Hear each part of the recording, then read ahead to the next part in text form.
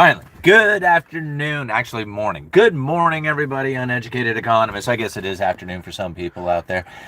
In today's video, we are going to be talking about the nightmare scenario that is coming to lumber industry and what that means for a lot of people out there, not only those who are looking to buy a house, build a house, or sell a house, but also those who just follow the lumber industry to know what's going on in the broader economy. So I have been trying to report here on this channel for quite some time about how it is that the mills have been in curtailment and pulling back in inventory, slowing down on their production, and this is going to have an impact on the market if there was ever any kind of pickup in demand.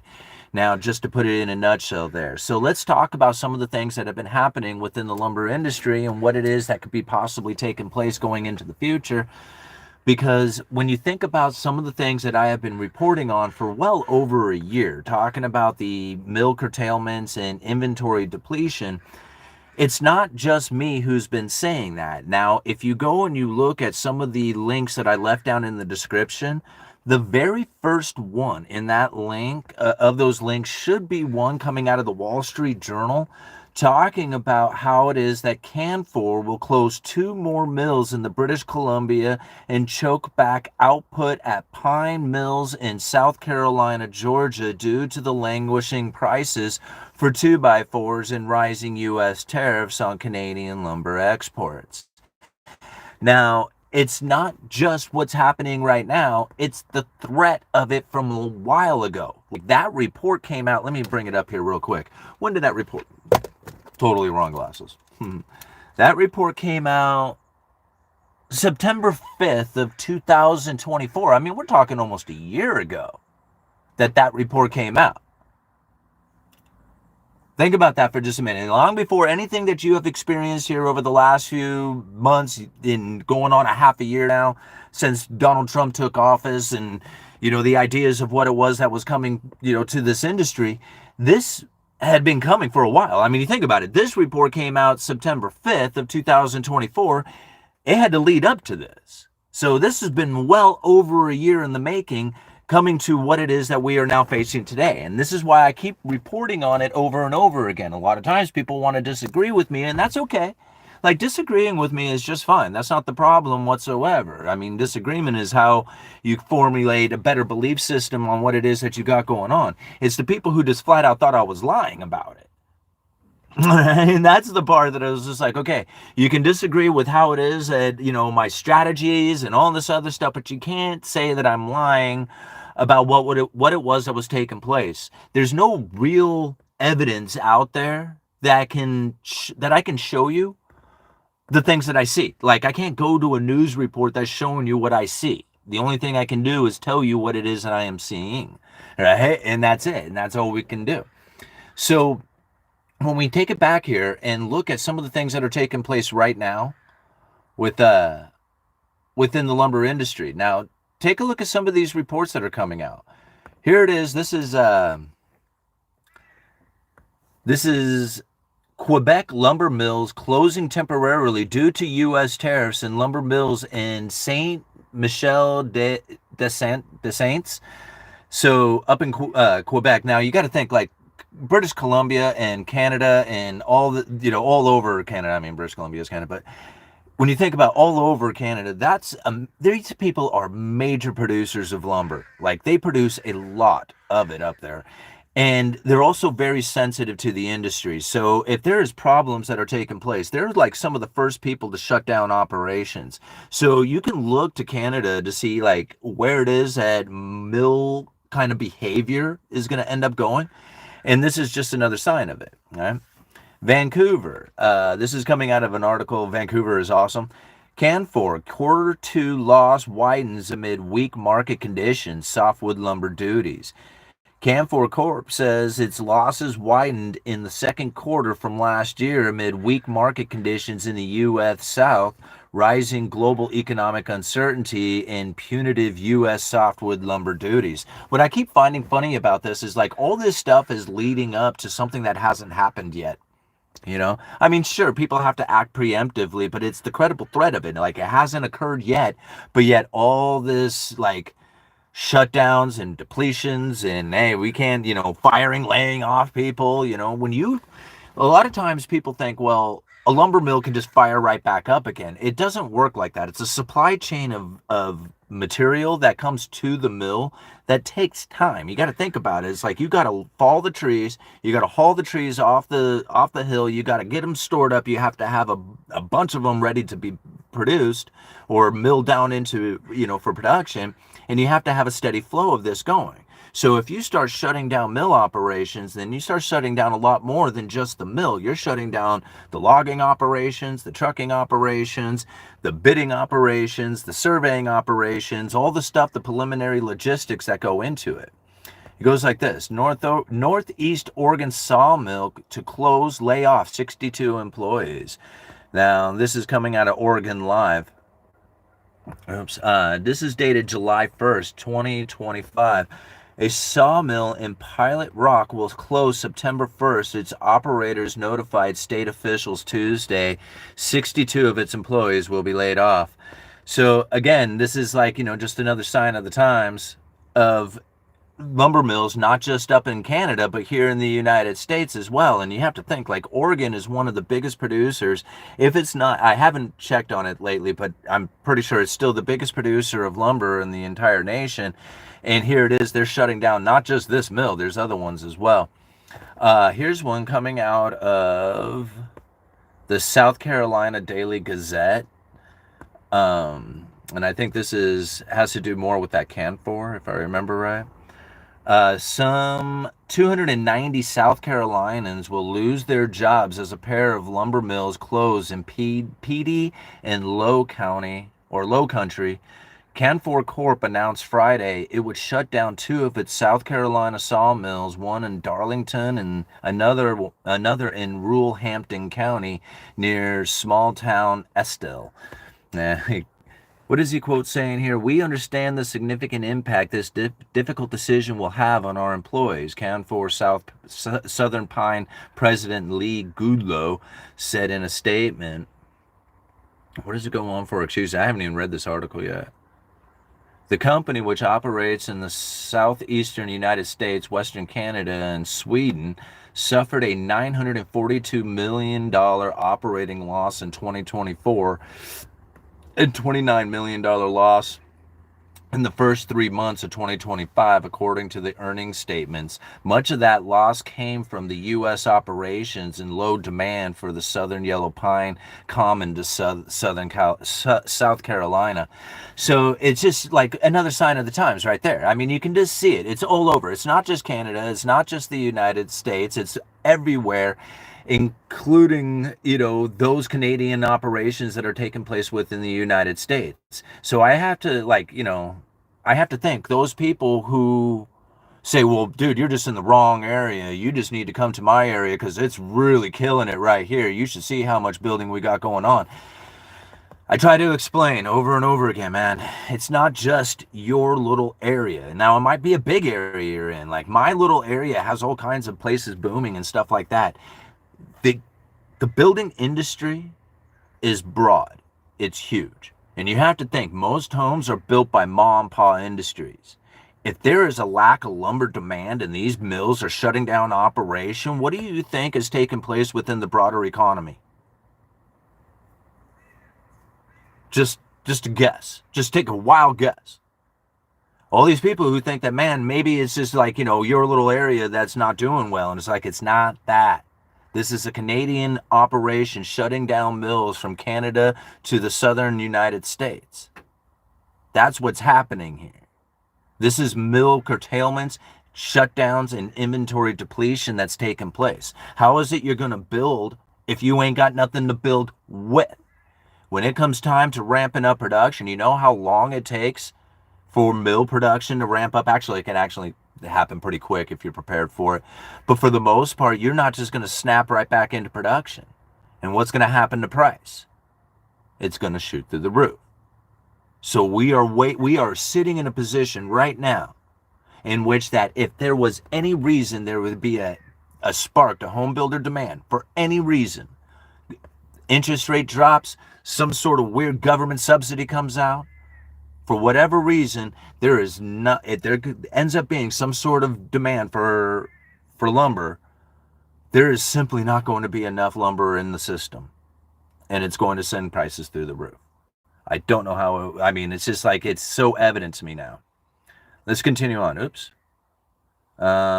Which one did I just go through? Lumber company announces closure to two. Okay, that's the same one. There's two. Okay, International Paper. Louisiana International Paper mill closes, creating turmoil. Think about this for another minute. See, like the lumber industry, the timber industry, these are two different industries. A lot of people don't think about that. They think about cutting trees and then all those trees end up becoming lumber. That's not the case. A lot of those trees is used for pulp, literally like ground up and made into other products like paper. Now, this is a pretty interesting story right here to think about. Louisiana forest industry is in disarray after the sudden closure of one of the state's remaining paper mills.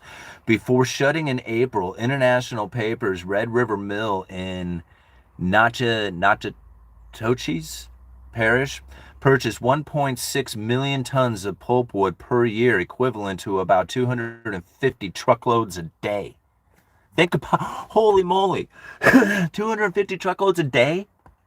I mean, I see a lot of log trucks in my area because we're like a logging community up in our area. 250 truckloads, holy moly, that's a lot. That's a lot, right? Maybe it's not a lot for some people, but man, that's a lot, you know? It goes on to say, quoting here, it's put the whole logging industry in chaos,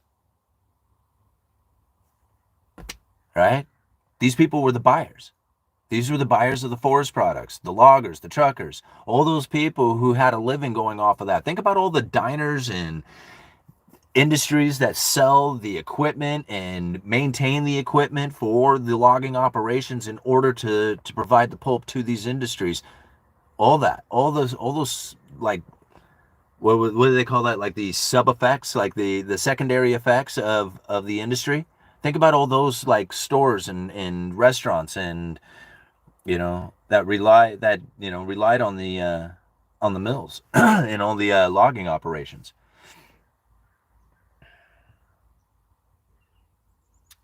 All right, let me see, what else do I have here? All these articles are fairly recent too. Like, guys, I'm not pulling these things out from like years ago. This was June 26th of 2025. All right, so this is within the last few months. Like, everything is within the last 2 months. Arkadelphia. I love some of these names. I am just the worst at like saying names. I just butcher them all. Oops. Come on, computer. There we go. All right. Arkadelphia sawmill shuts down, citing economic hardships.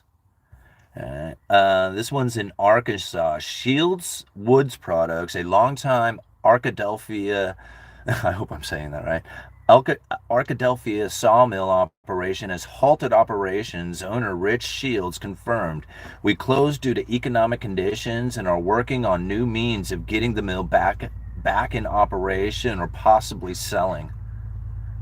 This was July 24th. July 24th, 2025. But these were, I guess I should be clear and fair on this one. This is, these people weren't like a producing lumber mill. Like, these weren't like a lumber mill operation. These were, what do they make here? Shields Wood Products manufacture pallet lumber and industrial shipping products and had been in operation for 25 years. The reason why I brought this one up is because I thought it was pretty interesting to think about what it is that these people produce. They produce the things that things get shipped on, right? The pallets, the crating material in order to ship things around. And these guys are having trouble. So think about the broader economy when these people are having issues. This is one of the reasons why I keep telling people you have to follow the lumber industry, right? It's not just lumber, it's the forestry product and everything that goes around with it. But if you follow lumber, you'll be just automatically in tune to the forest industry, like these things like the International Paper mill closure, the idea of this pallet production that's coming, that's now shutting down. This is something that I've been seeing for quite some time. And I've been sharing it, but I mean, I've been more interested in trying to share the idea of what's going on with monetary policy because I believe that's the bigger cover up. But this is so evident to me of what it is that's taking place within the broader economy when you look at lumber industry as why or how or what is taking place when you think about how it is that there is a slowdown in shipping. Pallets are are a sign of that, right? If you think about the production of paper slowing down, I mean, think about how many things are shipped or packaged with paper. Like everything in the entire world is packaged and shipped in paper, right? So if you have paper mill closures taking place, this is another sign of the economy. When you think about how it is that mill production here in the United States and Canada is closing down operations, shutting down operations altogether, how is it that that is not a sign of the economic chaos that is now unfolding within our economy? Like, there's no better sign of it. Yeah. And as we have the paper manipulation cover up that is now taking place within this economy and now coming to an end as the unwinding of the problems that were faced during COVID are trying to be handled right now, the higher interest rate environment, but yet we have a low inflationary reality that is now meeting a high inflation expectation. And when you put all these things together, it seems to be a nice benefit for the top 20%, while 80% of the people, like all these people who get laid off, fired, lose their job, these are the people who are going to suffer the most. This is the inequality that is ever growing. You don't think about, I mean, we have a tendency as working class think that they're working for us. Well, they're not, right? They couldn't possibly be working for us. They're working for the top 20% because those are the people who are the consumers, and those are the ones who are the important ones to the whole system. We, as the 80% that are barely consuming at all, trying to make our paychecks make it from month to month, this is the difficult times that we are now seeing, and this is evident of it. I mean, I can't see any better evidence of it than right here within the lumber industry. Of course, I happen to be in the lumber industry and timber territory. So all this stuff is just like, it's all second nature to me to see it, and it's obvious. For a lot of other people out there, they call it a manipulation game. They want to come and put like all kinds of conspiratorial matters on the whole thing. And I'm like, man, I've been calling this out for a couple of years now, seeing it happen within my view. I can't show you evidence of it if it's out there and no place to link it to. All right? But now here it is. I'm showing it to you. It's now evident because it's now, you can't hide from it. And that's why these articles are now starting to come out. You have to think I've been telling you, when I go and buy lumber for my yard, when I talk to the lumber buyer for the yard, when I think about what it is that I'm experiencing when I go and buy lumber, it's a tight market out there. It's a questionable market out there. It's not one that you go like, okay, what is it going to be like today? Because you're confident. You're like, what is it going to be like today? Right? All right, that was awesome. 20 minutes into it. What do we got here?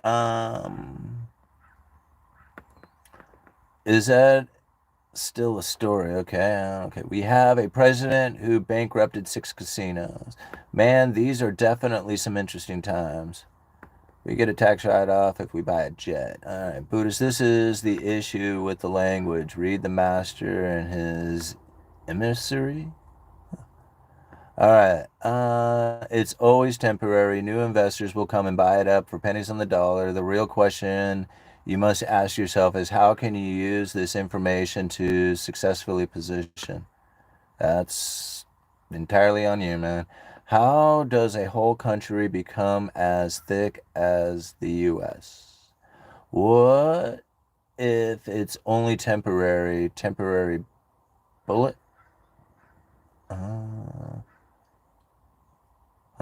How's the house, Huey? That's nice. Freddy's Turkey. Oh, yeah. Did you guys catch the shorts on that? Yeah, Freddy's Turkey went to auction. I can't believe it.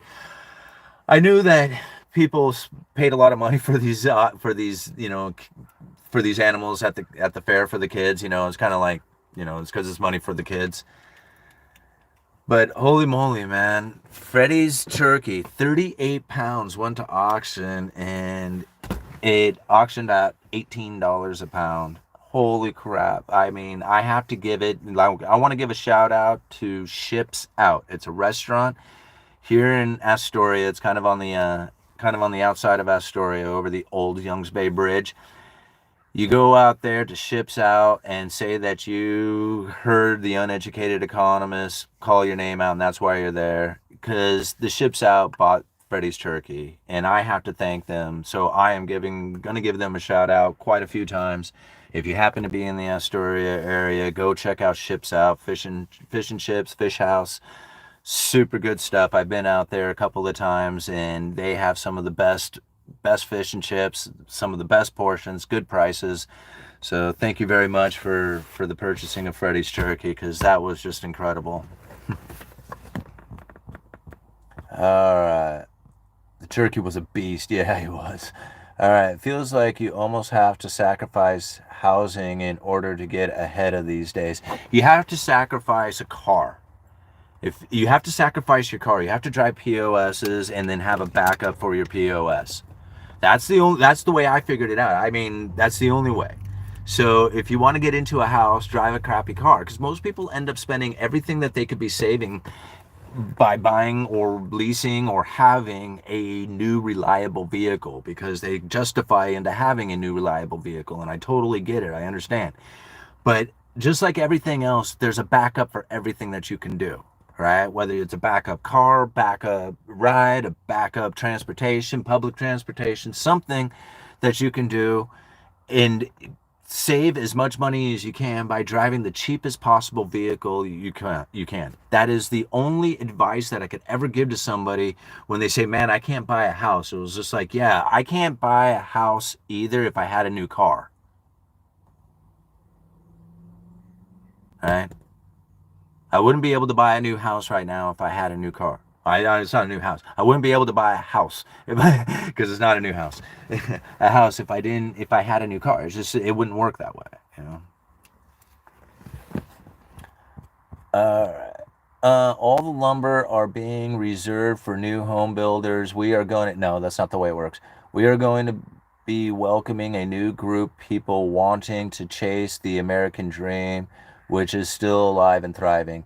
Yeah, no, Christopher, they don't hold, that's not the way the industry works. And so, although that's a nice conspiratorial thought that they're reserving the lumber for themselves, that's not the way the industry works. And so, it's fun to think about, but you know, everybody else needs to go make some money. So while you're thinking that they're like holding back production because they think that it's going to be awesome for themselves later on, that's not what they do, because the more they cut back on production, the more they don't make money.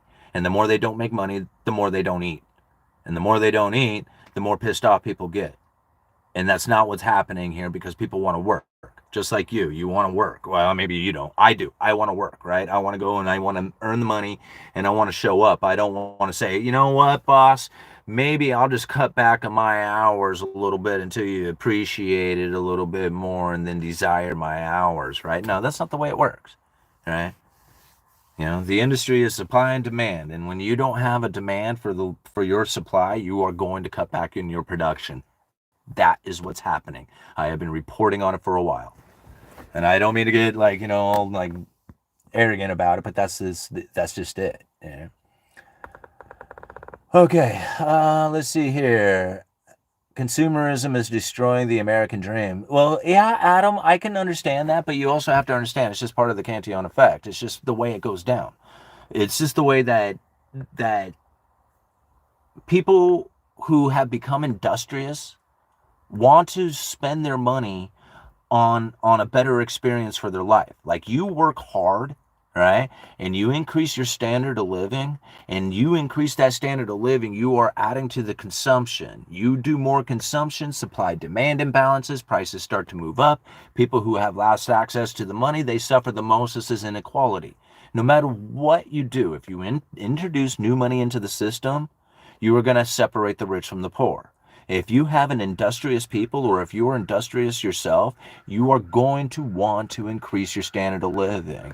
I lived in a house that I rented for a long time. I didn't drive new cars. I walked to work. I saved up as much money as I possibly could till I could buy a house. I increased my standard of living. People out there are going, man, it's impossible to buy a house. It's like the average person can't buy a house. There's no way of buying a house. And I'm thinking, with a standard everyday job, you're right, you can't. I couldn't. I certainly couldn't do it and buy a car. In fact, having a regular job, doing side hustles, doing YouTube, doing everything I could, and not buying a new car is what it took for me to get into a house. It was a lot more than I could ever possibly imagine it would take. But I was committed to the outcome. Right? And when I got there, people were like, dude, you can't do this. And I'm like, yeah, I think I can. I mean, I'm looking at it, right? So, yeah. UE is the Cantillon effect, exasperated by a fiat money system, or would a business bust cycle be worse? I don't know. What is worse?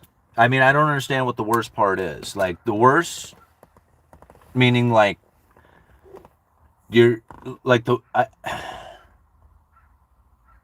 I mean, okay, so if the worst part is you have shown up every day for work, been fairly disciplined, did everything you were supposed to do, at least in your mind, and it failed you, is that the worst?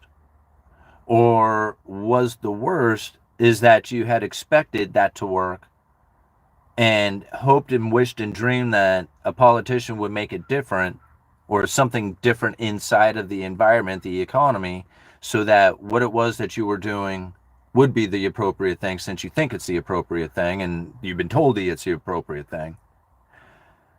Or is it worse that you just chose to follow the idea that a politician can help you?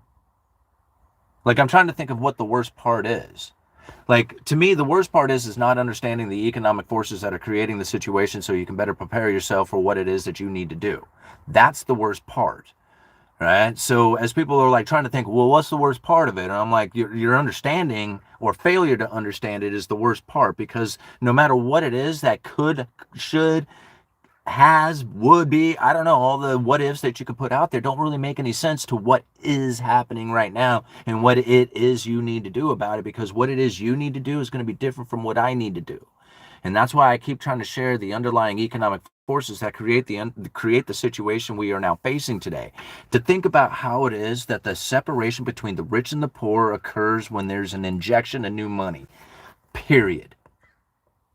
Don't think about what it is that the government could do to try and manipulate the situation to keep that money from flowing to the hands of the rich, and tax the rich and hand it to the poor first and then subsidize or do all, okay, a bunch of horse shit, right? God, I gotta stop cussing. That's not how it works. New money injects into the system. What ends up happening with that new money is that there is a group of people out there who will spend it immediately. They will spend it on whatever, right? Some of them might do smart by it and pay off some debt, right? In that sense, they are actually doing a little bit better for themselves, but really it's just a small effect different. Other people out there will just dump it into a good time, and then a very small, tiny portion of people might actually invest it, right? Now, if everybody was to get money at the same time, everybody, rich to poor, the poor would do the same thing no matter what. The rich, who don't really need it, would deploy it into the things that have already made them rich. This is how the separation works. You give it to the poor first, they will behave in a way that puts that money right back up to the rich. The reason why they're poor is because they don't have the thought, the understanding, the belief in themselves, the belief in the system, or whatever mental block that's happening out there that keeps them from paying off the debt, their debt, and that keeps them from moving that money into capital investments. That's because they're poor. They don't get it, right? That was me. I didn't get it. It's not something you get mad about or blame or point your finger and go, ha ha, whatever. It's just a failure to understand. They're a victim of their circumstances, really, is the most part of it. All right? That's really what it comes down to. I mean, between the movies, between the TV shows, between all the mainstream media BS that's out there, through all the stuff that they've heard from, their friends and family and everything, they have really got a misunderstanding to what it is that's taken place within this economy, how the underlying economic forces work, and who it is that they are planning to blame. Once you get it, once you understand it, it's like all this stuff becomes a lot easier to deal with. And you don't look at it for blame, you just look at it to say, okay, well, that's going on. This is what I'm going to have going on, you know? And it'll be different for everybody. Like for me, it's pretty simple. I just keep my debts as incredibly low, right? I don't go out there and buy fancy things. I pay my bills on time, and I try to deploy money into different positions, and they're unique, and they're dollar cost averaging. To me, they're not that difficult. A little bit of Bitcoin, a little bit of gold, a little bit of stocks, a little bit into my 401k, a little bit into the real estate, my house, right? Yeah, it is just like it doesn't seem that hard, and hold on to a little bit of cash so that you can put that towards a buying opportunity when it presents itself. I don't get it. Like these things aren't that hard to do. You have to like convince people that it's the right way, but you don't have to convince people to go buy joints or beer or go out and hang out at the bar or do whatever. Like you don't have to convince people to do that, but you do have to seem to convince them to hold on to their money and put it towards something that's going to be like a dividend paying stock. You have to explain to them why they're going to do that, and they think, oh no, I ain't going to gamble with it. Give me that beer. That's a for sure thing. Give me that. Go, go, go, go, go. Here's my money. Sucker. Yeah. And then, you wonder, it was just like, well, you're kind of on the bottom side of the wedge, man. You're not seem to be moving towards the other side. Like even if you're not on the other side, there's one thing to be like headed towards the bottom side of the wedge. It's another thing to be on the upper side. All right, let's talk more about lumber. That was fun. Oh wait, let's go check out the super chat real quick. All right, Ellie Phillips, thank you for the $9.99. Or Eli. That makes sense. I just did my first side job and replaced my friend's water heater for $650. Thanks for the inspiration. Working hard on my sobriety too. Well, good for you, man. It's funny. Like once you start down the path, people recognize you doing it. Like don't say anything about it to anybody.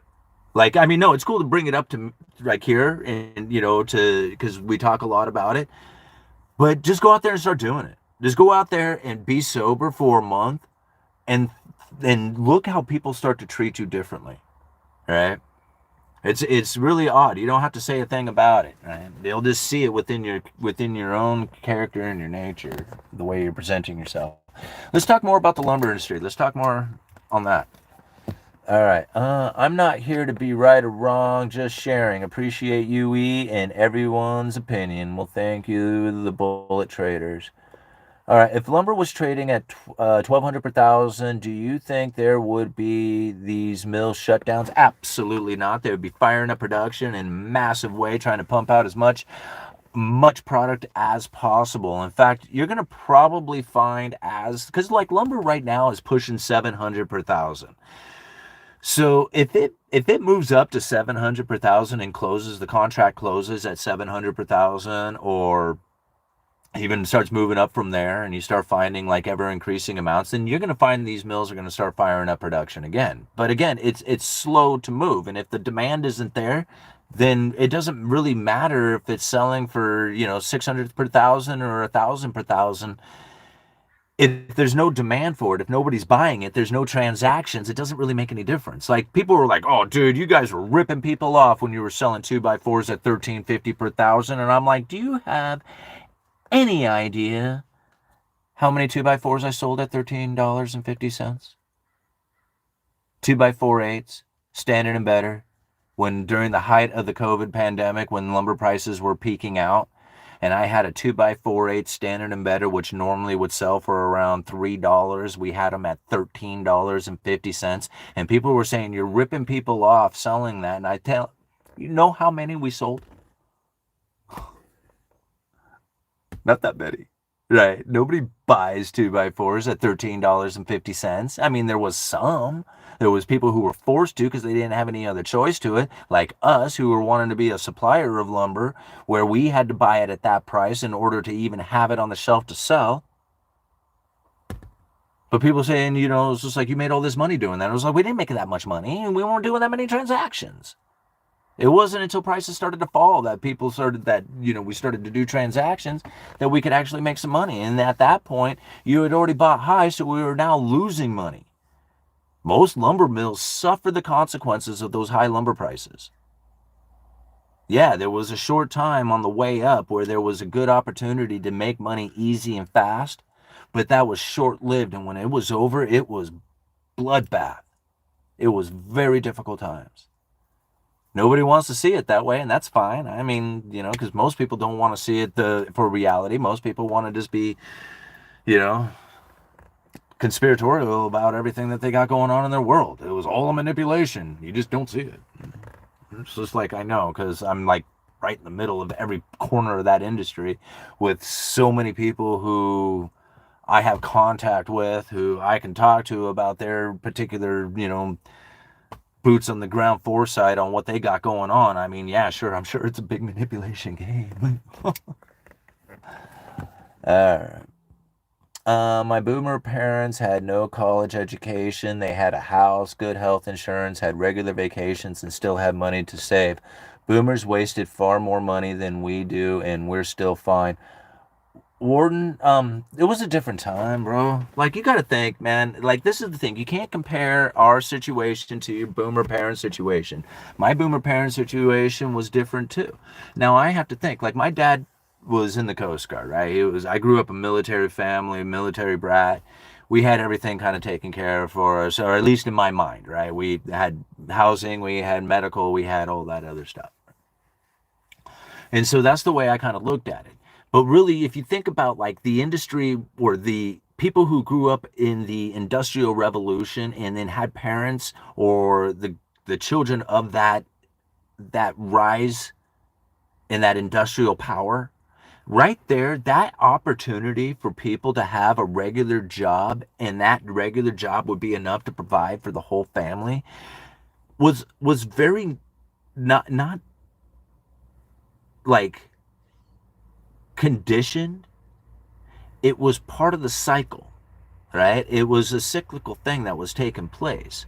When you become an industrious powerhouse and you're pushing out beautiful products out there to the world, what is the world sending you? They're sending you gold. We get all this gold. Well, what do you do when you have a bunch of gold, right?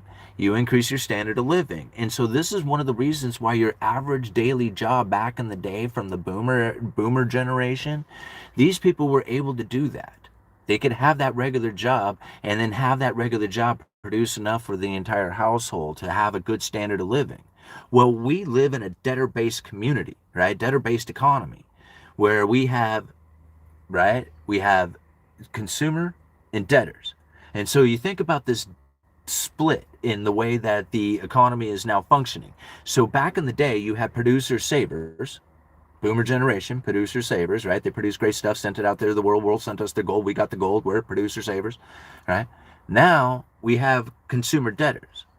So how many people do you know who are in debt, who carry debt? Just about everybody, right? Like, it doesn't matter if you're rich or poor, everybody seems to have some debt. Car loan debt, student loan debt, credit card debt, whatever, house debt, there's debt for everybody.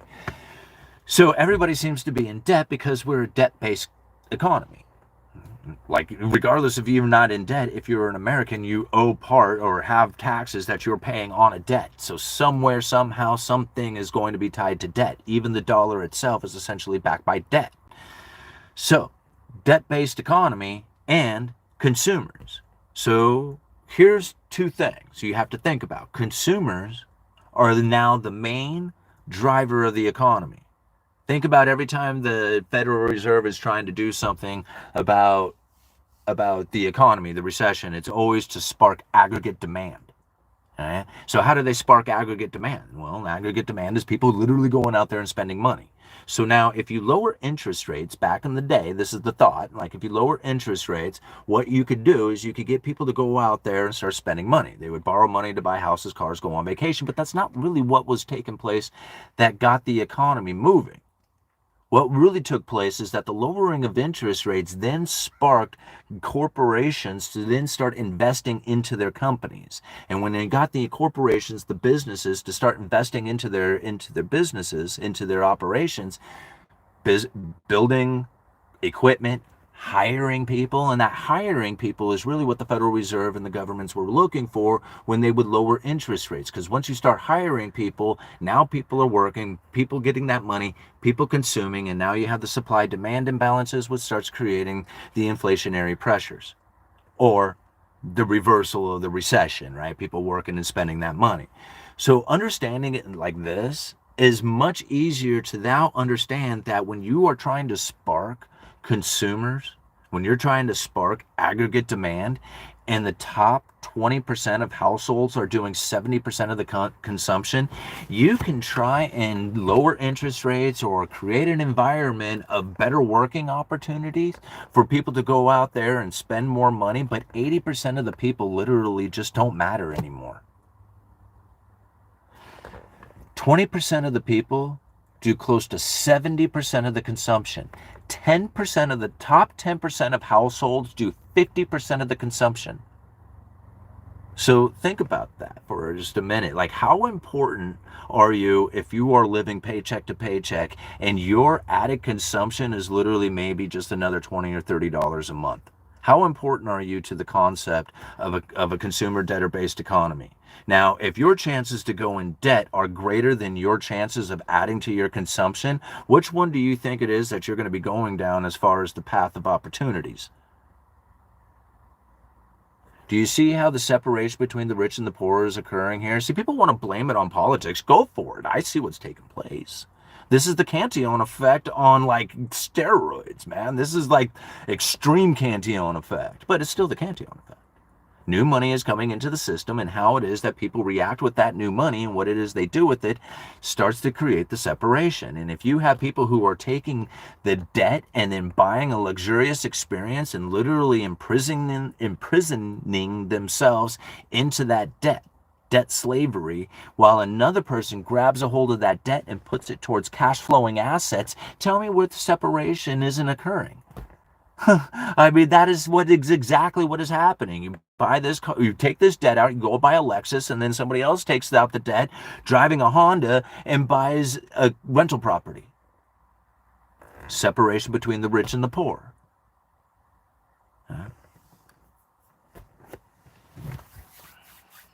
This is how it's happening. And this is like, if you look at it from a position in which that politics are doing this on purpose, you could totally see it. Like, you can totally see where politics is doing it to you. However, what you are actually seeing is the symptoms, because what has occurred is that your industriousness, or even better yet, the boomer generation's industriousness, right, has created the situation right now in which that politics can actually behave in the fashion they do. They didn't create the situation. You literally allowed it to happen. And this is the sign of it. It's more of a symptom than it is the cause. Now, do they do things that cause painful experiences for people out there? Absolutely, right? Especially if you give it meaning that way. But ultimately, it was your industriousness, your rise in standard of living, the separation between the rich and the poor because of the new money, and then the begging of government to do something about it that has now caused the problem to get worse, whatever worse means for you. So for me, I just look at it for what it is and then try to position myself as accordingly as I can. All right. Let me cruise down here to the bottom. My goodness, we got 469 people. Hey, everybody, all 469 of you, go out and hit that thumbs up right now. Hit the like button. We'll get more people to join in. Let's see if we can get it up to 1,000 people today. That would be awesome for today's live stream. Let's just keep talking lumber. With super high production sawmills these days and the lumber storage full ready, Lumber storage full already. The lumber storage is not full already. I don't know where you get that, Jeff.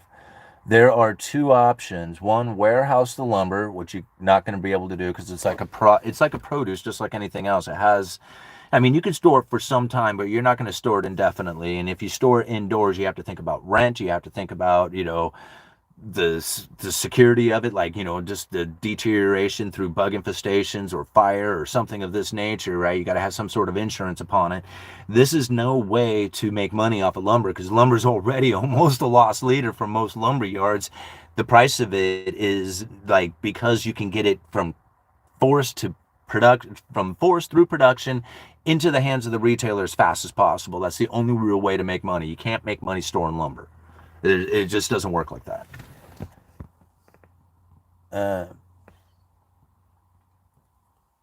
And to warehouse the lumber, to sell it at a loss, which will, and shut down. Well, that is what happens, right?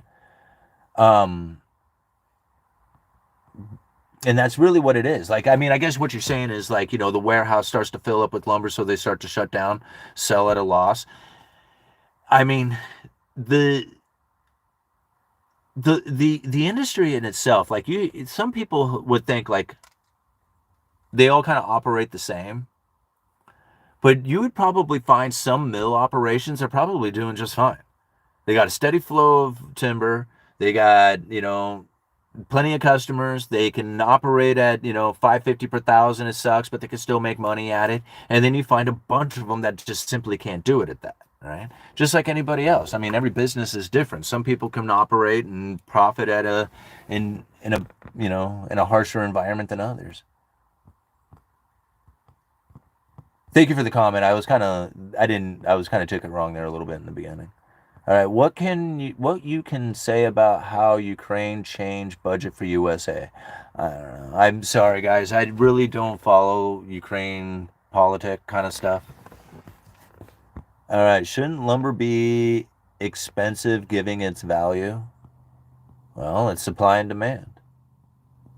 I mean, I can't tell you what it should or shouldn't be. There's plenty of availability of it. So if there's plenty of availability of it, then the prices come down. So if that's the issue, then the people who produce it are going to say, hey, if you're going to try and buy it at $550 per thousand, I'm not going to make any money. I'm going to shut the lights off for a while, and we'll see what we can do when it comes back up again, because it's going to take a while for us to fire this thing back up and produce. So, we'll see what happens, when the demand starts to pick up.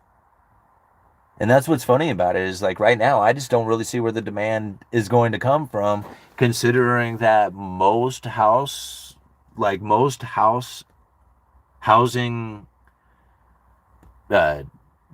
what am I trying to say? It's not information. Mainstream media deployment of storytelling. I don't, because I don't find it to be information. Most of the stuff is saying that the housing market is very slow with buyers. And if you have a slowdown in buyer traffic, then the builder is not going to be there. And if the builder isn't there, then the demand for lumber isn't going to be there either. All right, home builders are complaining because their house is that they have built are setting and not selling. That's exactly right, man. That's exactly what I am saying, and why it is that the demand for lumber is low. It's because of that exact scenario. You think about it, builders want to build. They don't want to not build. They want to build, and they want to build for a profit. And then people are like, well, they're greedy and they built too big of a home. And it was like, well, you have a certain profit margin that you have to go to, right? You have to try for. And if you build this little tiny home, right, that would be nice and cheap and affordable for the average person to be out there, and you could build a zillion of them, and the builder puts that all together and says, okay, how much do I make off of this? What? That's it? Well, what do I need to do in order to make more money? Because I just put 6 months into building this house, and the profit margin that I got from it was so small that I need to figure out what it is that I need to do to make more profit for my time. And the only thing that can be done is to build a bigger house, right? Because that's where the profit is. That's where the money is. If you build a small house and you get all the gun and it's like, okay, how much profit I make? I was like, what? Like, this isn't like I barely broke even. Like, what is this worth my time for? Why am I even doing this? Yeah, I mean, people have to ask themselves that. If they built smaller house, it would sell. Well, yeah, what are they going to sell for that's going to be profitable? Nothing. They don't sell for a profit. That's the problem, right? The land cost, the labor cost, the permitting cost, and all the stuff that goes into building this house doesn't give them the ability to build a little tiny house affordably. They have to build a big giant one for a lot of money. That's where the money is. Everybody does things for money. You have to think, if you cannot provide the profit to the builder, why would he provide you with the house? It doesn't make sense, right? I mean, that's why I find it pretty amusing when people are like, blaming the builder for it. I'm thinking, why are you blaming the builder? Like, the builder wants to make as much money as possible, just like you want to make as much money as possible. Like, I want to make as much money as possible. Right? And then I build this little tiny house because that's what people want. And then you go to sell it, and it's just like, that's all the money I make? That's not as much money as possible. As much money as possible would be building a big, giant, beautiful house to sell it to some giant billionaire who really wants to spend a lot of money on a real estate. Okay, well, if that's where the money is, that's where I'm going to go. Right? I mean, that's just the way it is. All right. Thanks for bringing the reality, UE. All right.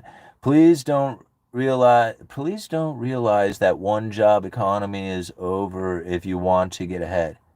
No, it's not over. It isn't. You're right. It's not over. What it is, it's difficult. Right? It's not actually. No, wait a minute. Hold on. It's not that particularly hard to make it in this country. It's really not. It's not particularly hard to make it in this country. What is hard to do is to make it good. That is difficult, right? But it's not really that hard to make it in this country. I mean, if you just, basically showed up to work every single day, well, then, even a basic job can get you a crappy little apartment that you can pay the rent on. It's not great. Right? If you want to make it good, you got to do a lot more. But making it in this country isn't particularly hard. It's just hard to make it good. And I think that's the difference that people need to realize, And that you can do it. I mean, it is possible. But it's like, most people want to enjoy their life. And so what I try to tell people, if you want to enjoy your life, then you're going to have to put in the day job, put in the side hustles, put in, starting the business, doing all that other stuff. Because the day job just isn't enough to do all that stuff. It's just, All right. Let's see here. I don't care about making as much money as possible. I care about making enough money to survive in the reasonable way where I can afford to raise a family and still be able to retire. Okay, Warden. That's exactly what I am doing. So I'm telling you what I am doing to do exactly what you are saying, that you don't care about making money. I'm trying to tell you how it is that I'm doing exactly what you're saying. I don't have a college degree. I barely graduated high school. I don't come from a family of wealth. I do not have a, degree in financing or banking or anything else like that. I didn't do any of that stuff. I'm just a dude from a lumberyard. Like, literally, I worked at the hardware store my whole life. I did construction for a while. Right? This is my background. I really am just an average, ordinary, everyday dude, just like everybody else, who realized by studying economics that my day job won't cut it. It will never cut it. It won't be enough. I wish it was. I wish I didn't have to do all the things that I do that takes time away from spending with my family in order to make ends meet in the way that I feel is going to be appropriate for raising a family in this country. It's difficult to do, but I'm telling you right now, I am doing just that thing, right? And you can't do it with a regular day job. I couldn't do it with my regular day job. It wasn't enough, right? I wish it was. I really do. Like, I wish I could think of a way that it could be enough. There's no way that it's going to be enough from what I understand now through the Cantillon effect and where it is that we now stand in this cycle. It's not going to be that way. Okay? And once I accept it, then I accept it. And now I can move on. I can do things that, make it better for me and my family. All right, let's talk about lumber more. All right, the '08 crash fixed the economy last time. It didn't fix the economy. It fixed the economy. I don't know about that, bro. All right. The reason inflation is so high is that we haven't had a correction. The musical chairs, games stopped, and Zoomers are left standing. I'm not sure. All right.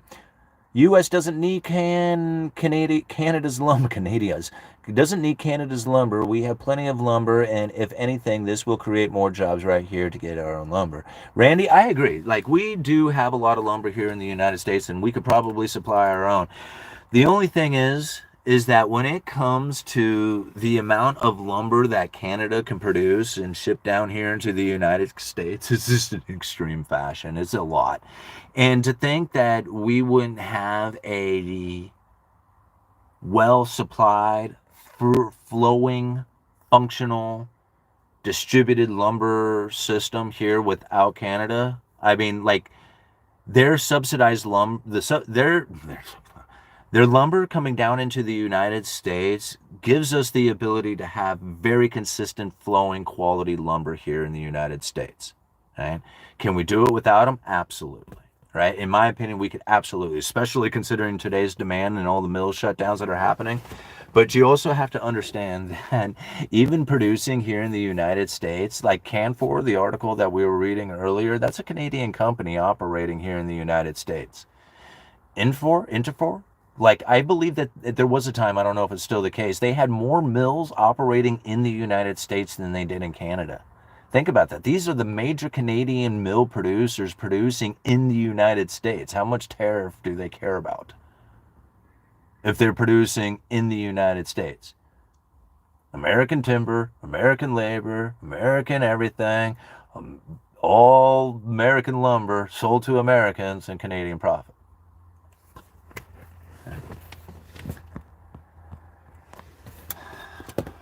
Those big Canadian mills are huge. I don't think people realize how big they are, like how much they actually produce.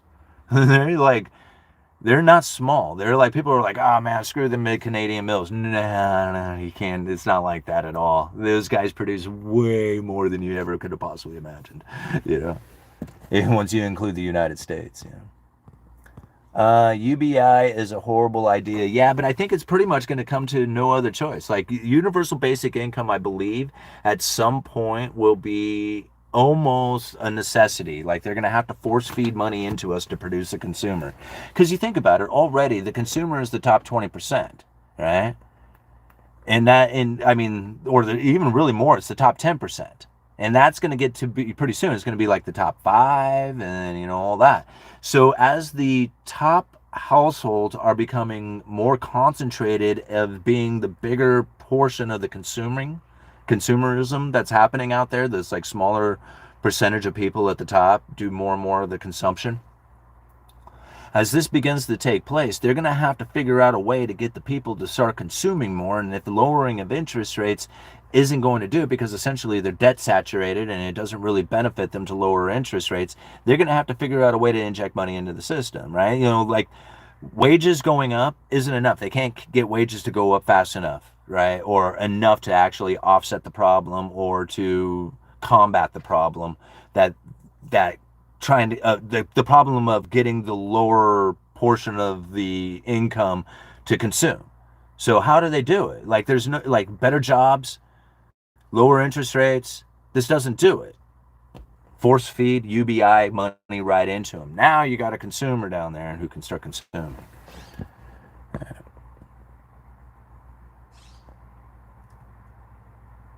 Only the smaller mills are curtailing. No, they're not, man. That's Canfor's a major mill. Right? They've been talking. They're not just the smaller mills curtailing, man. These have been major mills curtailing for well over a year. Have been announced. Never mind. Yeah, that's okay. Go ahead and Tommy, you believe what you want. You will own nothing and be happy, as the World Economic Forum says. Well, average Tim, that's pretty much the way it is anyway. I mean, you think about it, like, you probably will never own a car, you'll never own a house, you'll rent everything, ride share, have Uber Eats, do whatever, like all the luxurious conveniences and experiences that you will get into the future that you'll complain about not having a house or a car will be offset by having all these other things that are just essentially provided for you in the way of just hitting an app on your phone or something of that, right?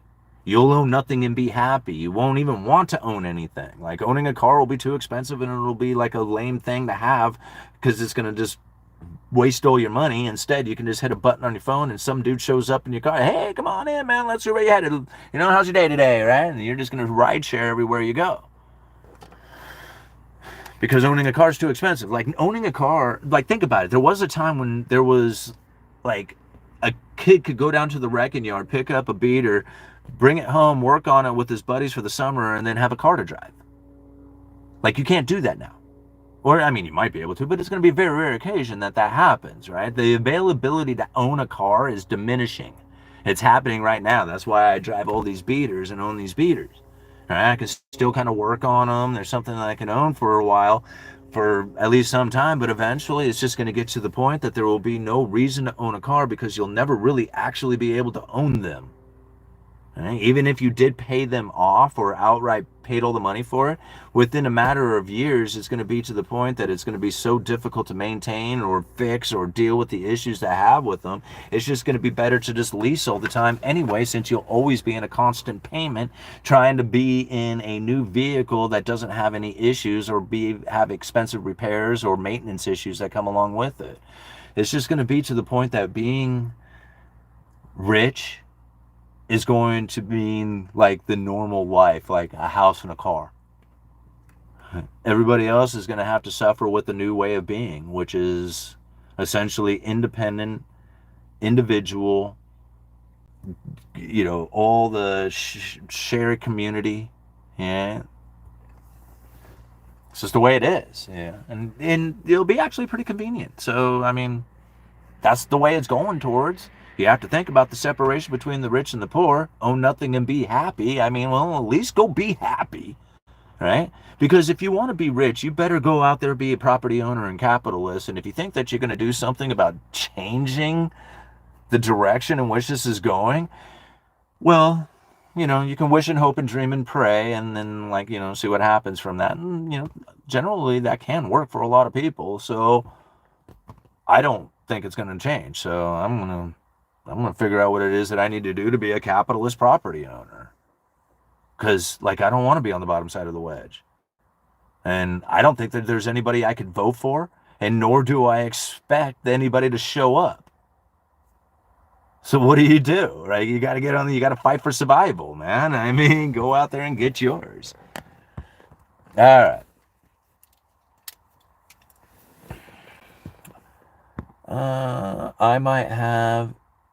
I might have worded that different, but I agree 100%. 100. But I still feel you will get nickel and dime to the hilt by the app producers and service providers. Well, no kidding, Ralph. Hey, man, I mean, it's not hard to go out there and garden. It's not hard to learn how to can. It's not hard to learn how to fish and to forage and learn how to network and build up a community of other people out there so that you don't have to rely on that of the services that are so obviously going to be like controlling and manipulative of the society and all that other stuff. Like, you could go back to the Little House on the Prairie days. I mean, you know, that's all. I mean, you can do that, you know. I mean, that's what I'm saying. Like, you can do that. My wife knows how to can food. You can bring my wife 100 pounds of anything and she would not be scared of it. I don't care what it is. You could bring her 100 pounds of fish or 100 pounds of carrots or 100 pounds of whatever it is. If it can go into a can and get, into a jar and be can sealed up, she can do it and she would not be scared one little bit. You can bring it to her, drop it in her lap right here, right now. She'd be like, okay, let's get to work. Bang, right now. Yeah. That's a skill that's pretty handy. Not too many people can do that. You know? And then a lot of people are like, yeah, bro, we do that every single day, you know. All right, is USDC a stable coin?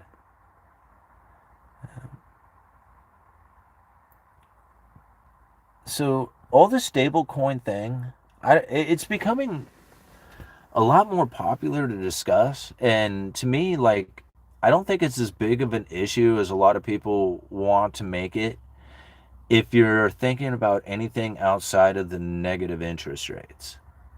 Like, everybody else has like all these wild wild ideas about what it is that stable coins are going to mean and do and all this other stuff.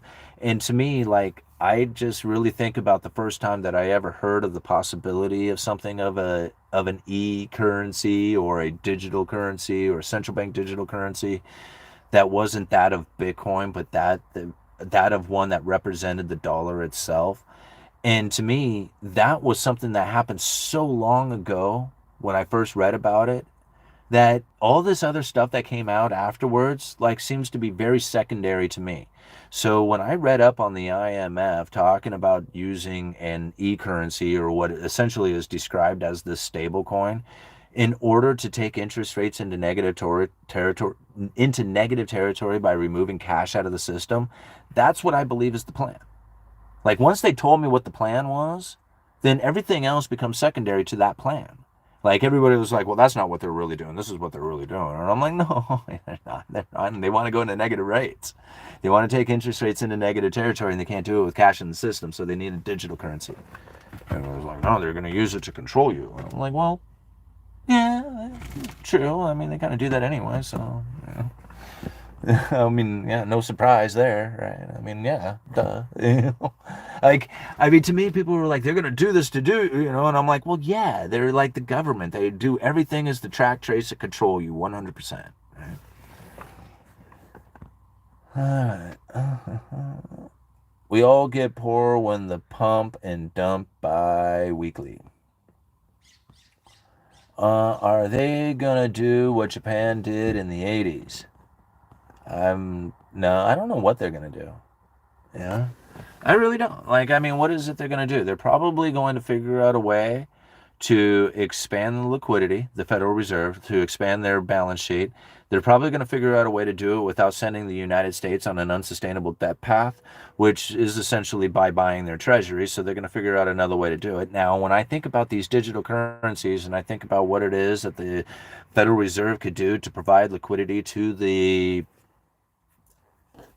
world out there who is demanding dollars in order to pay out the dollar-denominated debts that exist. When I think about how it is that a digital currency can actually be isolated into a particular nation and say, hey, man, if you if we buy your sovereign debt and we take your debt and put it on a balance sheet and we give you a bunch of liquidity, a bunch of dollars, our liabilities out there, how do we know that that's not just going to all of a sudden just flood back to the United States and cause an inflationary scenario here? Because now that it's in a digital currency, you can keep it there. It can't leave because they can control everywhere it goes. It's just right there. Pretty neat, really, when you think about it. Here, hold on one second. Got to make sure everybody knows. And the Fed, right? Okay. All right. But that's kind of neat for the central banker, right? He was just like, wow, man, I can provide liquidity to the world, isolate that liquidity to that particular sovereign nation, use that sovereign nation to put their debt on my balance sheet to issue out the liability. Wow. It's like, what could possibly go wrong? All right. Coinbase keeps offering USDC. Unless you are actually using the central or using the stable coin to make a transfer of payment for whatever reason, I'm not sure why you would want to hold it. It will never be anything more than $1. Right? So you can use it to make a transfer of payment, but there's no real point in actually holding on to it. It's just like holding on to $1 itself. All right, I'd love to hear you and analyze stablecoins, ledgers, etc. Better to use USDT if you are trading DAX. It's part of the machine, and that machine is man-made. All right. Let's talk about lumber. All right. Remember when Japan took out 0% interest loans and bought U.S. real estate?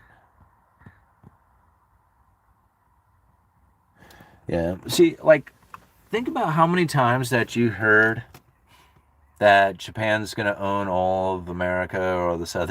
You hear all these times that there's going to be this situation in which that it's going to be the downfall of the United States or downfall of these particular nations, or they're going to rise to power or something of that nature.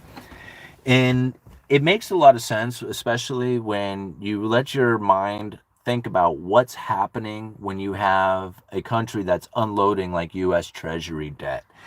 So this can be a very scary scenario for a lot of people when they put it into their mind. They're like, oh crap, if these nations don't buy our debt, then what are we going to do? Like, we're going to end up going bankrupt, or we're going to have these problems trying to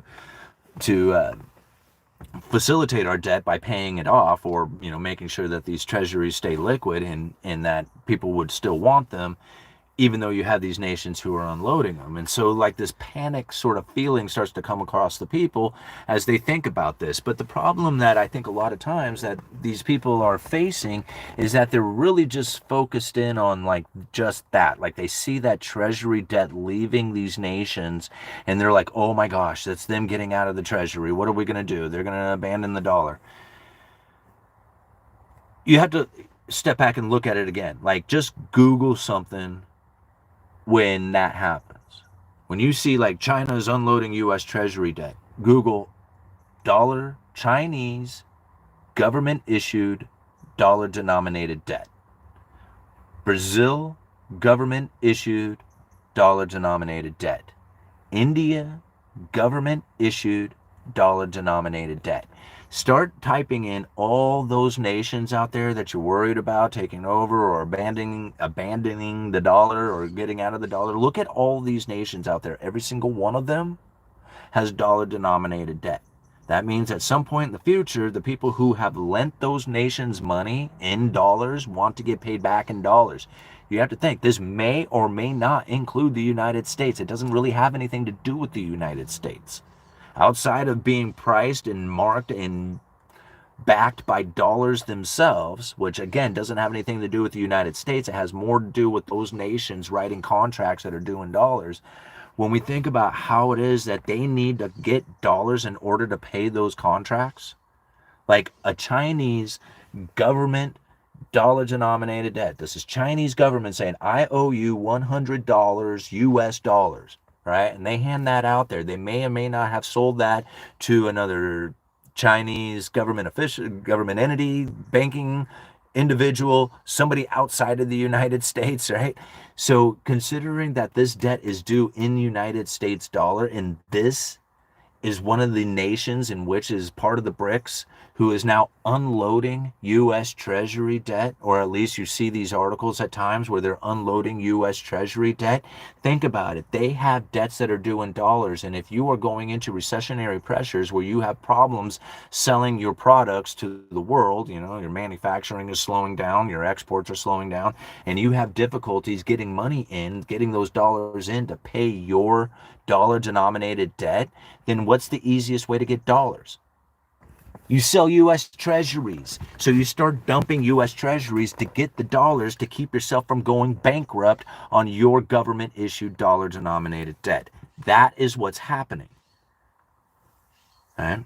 Nobody's going to, like, very few people explain it that way. You can go and find the stories individually. Right? But you have a hard time finding people who will combine this all together because they have an agenda. Scare the hell out of you to make you buy gold, right? Or to sell you on, democratic liberal belief. I don't know. Like, I really don't know. Everything is out there for sale. And to me, like, I just look out there and I'm thinking, okay, well, let's just look at this holistically. Let's go and find why it is that they would really want to sell this U.S. Treasury debt, because we can just take the one-sided belief that they are wanting to piss on the dollar, or they could be like, crap, we need dollars to pay our dollar-denominated debt to keep us from going bankrupt. Oh, hell, maybe that's it. Yeah. All right, exactly, which means you believe it. If not, you're denied. I live in San Jose, California. They are still building so much apartments and commercial property, but there are so many empty commercial properties, and the apartments are outpricing the working class. Yeah. Oh, and that's like, again, it's just more sign of the times. Like, you can, like, Cantillon explains it, right? Where is it? Let me see if I can bring it up here real quick. Let me bring it in the book. Let me go old school text. Where is chapter 6, 7, and 8? Part 2. Oops. Part 2's chapter 6, 7, and 8. Those are the chapters you want to read. right? Because 6, 7, and 8, the increase and decrease of money to the state and the further reflections upon that topic, man, this book is so good for describing what it is that's actually happening. Like, listen to this. When an abundance of money rises products to honest prices, the inhabitants eagerly work to acquire them, although they do not show the same eagerness to acquire food and merchandise beyond what is needed for their maintenance. See, like even then, he was saying people really only work and as hard as they need to. They never really put in any extra, right? He says there's a handful that do. Let me see if I can find that group.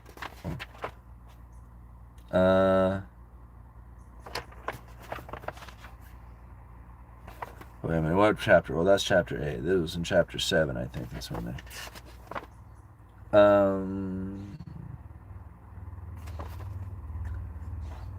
Oh, here we go.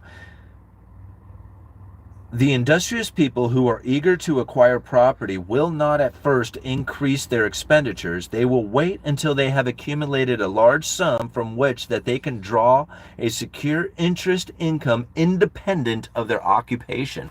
So here it is. Cantillon described it a long time ago. There's a handful of people out there who will work really hard, not increase their standard of living, take their extra money, all the money beyond what they're already making, take their extra money and go and secure an income beyond that of their occupation. Hi to mamas. Hey, we're gonna go break it down. Okay. They opened it up, I guess, already. So okay. We're headed out. All right, have fun. Love you. Love you. They're gonna go take fair apart. All right, so where is it about the rents and leases? Hold on one second. Let me get to that part.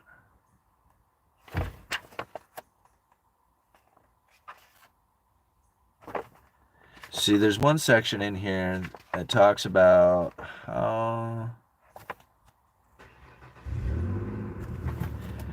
how you can see the abundance of money flowing through the system by the rents and leases paid. And I can't remember exactly where it's in here. Oh, well. Sometimes I should highlight some of these other parts. But if you go and you read through this, he actually talks, there is no better sign of how it is that money is, or the abundance of money in the state, than by the rents and leases paid by the people, or that are charged by the property owners.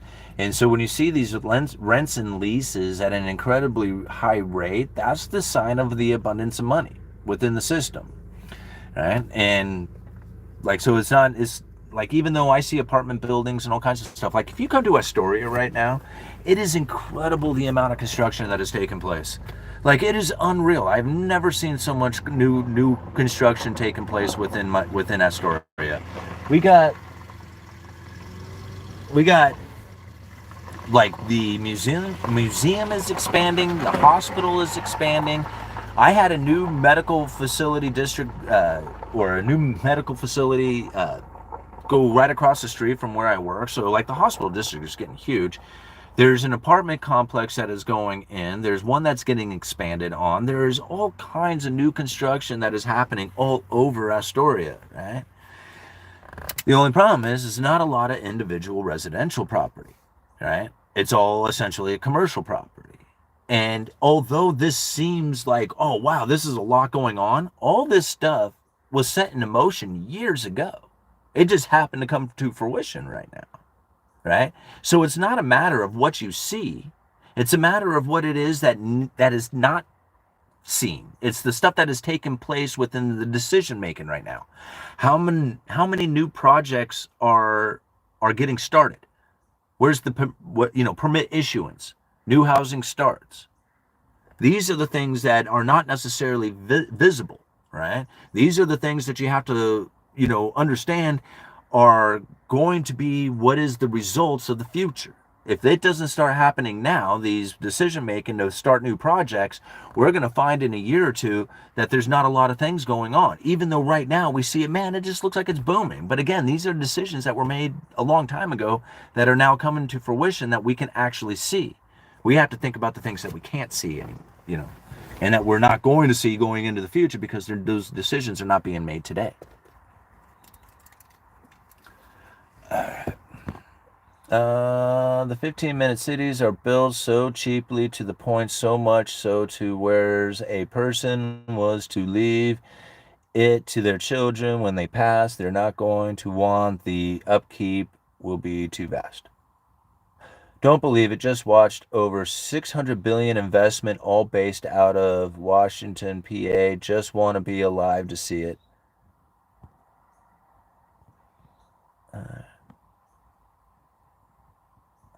Put that book by the toilet. Leave a like if you have not, if you have done yet, because that's how we support what this channel is doing. Thank you, Brody. I really appreciate you, man. All right. Who been changing the zoning? For Louisiana, it's Nakadish for the paper mill. Nakadish. Nakadish. Interesting. All right. Western Pennsylvania. Oh, man. All right. Did we do it? We're an hour and 20 minutes into this live stream. We got 397 people watching with 221 likes. Thank you so much, everybody, for hitting that like button.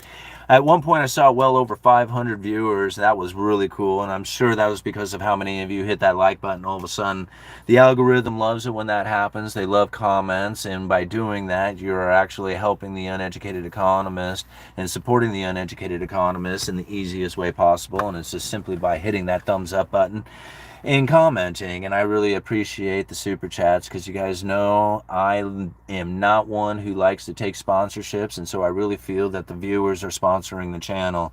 And by supporting me with those super chats and the PayPal donations and everything that you have ever done, being a member of the channel, it's changed my life, and it's made everything so much different for me, and I can never thank you guys enough for it. So I really want to just make sure that I always appreciate, or let you know how much I appreciate you doing this for me. All right. Everything follows. All right. Deja Vu, member for 19 months now. Oh my gosh, that's incredible.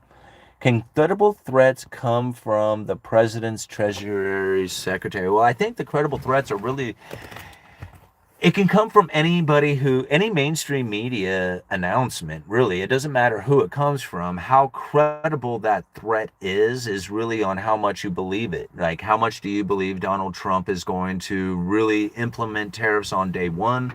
150% tariffs, 20% tariffs, 25% tariffs, exemption from tariffs, workarounds. I mean, all the, like, right? It's hard to imagine what it is that's going to happen there.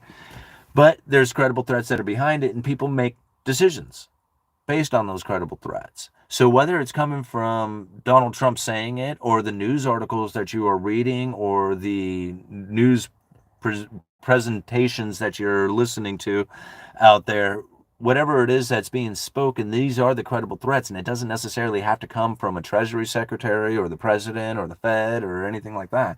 It can come from any direction in which that you are choosing to hear it.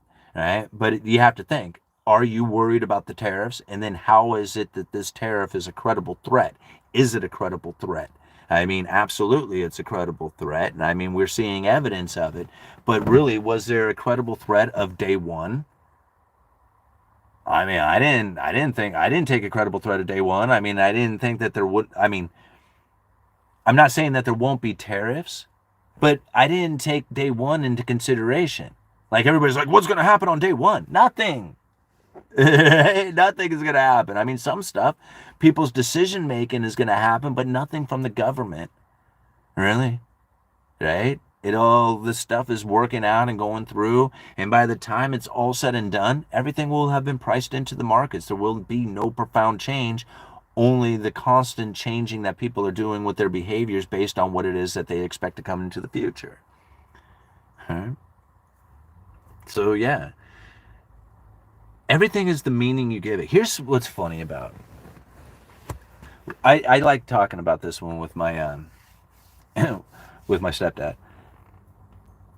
The meaning that you give it is really your meaning, right? So even if I try to explain something, you're going to give it different meaning than what it is that I'm even explaining, because we have to understand the words that we use, every single word that we use has meaning behind it. And what it is that we have interpreted from that meaning behind that particular word could be different. What I have given it meaning to and what you have given it meaning to. So as I am using words, and the meaning that I have put behind the words that I am using may be different from the meaning that you have put behind the words that I am using. So when I am giving meaning to these words and I am using them, you're receiving them in the way that you have given meaning for, which may be different from what it is that I have given meaning to. You understand? So as I am speaking and giving meaning to these words, you are receiving those words in a way that you have given meaning to, which may not be the same as what I have given to. So now you are receiving the information completely misunderstanding what it is that I have said, even though you might understand the meaning of each and every word clearly. That's what's funny about this.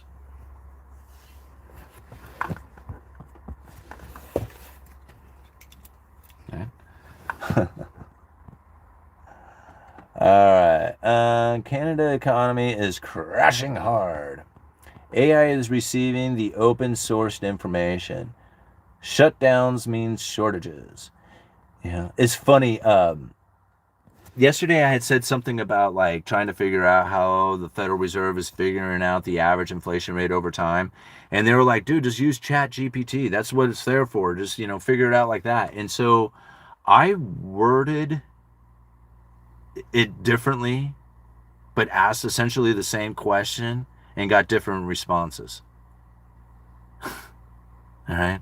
Like, I think one of them was in 2016. I had another one that said something about like 2012, I think. Like, there was like all these different dates that it was coming up with. So, I don't know. Like, I mean, it seemed like the way that it was coming up with the responses, every single one of them seemed like it was legit, All right. Shutdowns mean shortages. Yeah, it really does. First the shortages, then demand prices higher. Good. It should have multiple answers. Yeah, I mean, it really does by the way you ask the question. So again, like, I mean, you got to ask the right question, I guess. Yeah. Simon, this is off topic. Do you believe Cantillon faked his death? Huh, interesting. Could be. I mean, I know a lot of people didn't like him, so I mean, it wouldn't have surprised me because he was like, God, he was hated. He was like one of the hated bankers of the day. Like, I mean, you think bankers are hated today? Like, they really hated this dude. So, I wouldn't surprise me if he did fake his death just to get people to stop chasing him around and trying to kill him. So, Simon, you should maybe try grok for heavy for this. Okay. Well, maybe I'll try it. The Carney show is ended. Canada as we know it. Oh. Yeah, but they said that about Biden too, It was just like, and to me, I thought it was pretty interesting how well they played the Biden administration. Like, they blamed all this inflation stuff on Biden and his doing and stuff like that. And I'm thinking, oh my gosh, all these people who hate Biden, who blame the inflation on him and all that, are just literally giving all this power to the Federal Reserve. They're like, oh man, he's causing the problem. Look at this stupid, and just go on with it. And I'm like, oh my God, you do realize that's just totally loading the Fed up with power, right? I mean, maybe you believe. I mean, it's all about the meaning, right? The meaning that we give everything. But I mean, the Federal Reserve was desperate for an inflationary scenario, and every single time somebody said Biden's an idiot, he's causing all this inflation, I'm thinking, well, there's another, check on the win side for the Fed,